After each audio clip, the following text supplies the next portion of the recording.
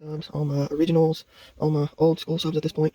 This is just a heads up for everybody just to be aware. You never know what happens on days like this, but we definitely know by some of the comments I've been getting that, and I know by personal experience that I'm not the only one that's feeling a heavy weight and kind of a low energy all around right now. It is September.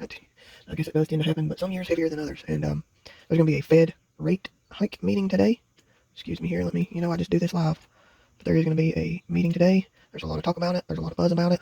And so I was like, okay, I want to go. Let's look at some Fed rate hike historical numbers and just try to understand this. Just when you're just a regular old Appalachian girl, you don't always get the big picture. Well, it's not that you don't get the big picture. I'm not saying that. It's just that I guess I wasn't taught to try to understand the deep dive of the economic structure of our country here.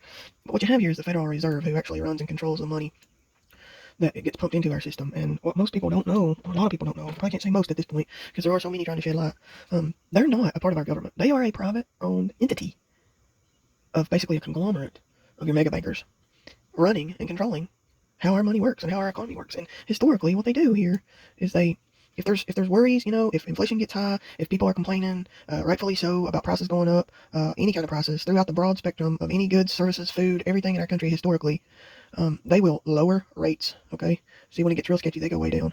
And what that does is that releases more money. And in a sense, and I don't know all the exact terms and lingo, but I would suggest for anybody who's just a novice like myself, go and study it. And that's what we need to do. We need to learn more about it. Knowledge is power.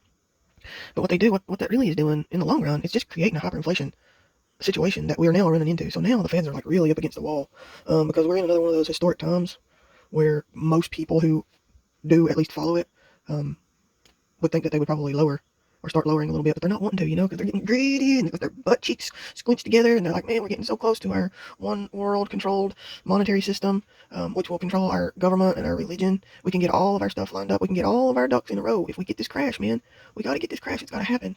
We can get our CBDCs in there.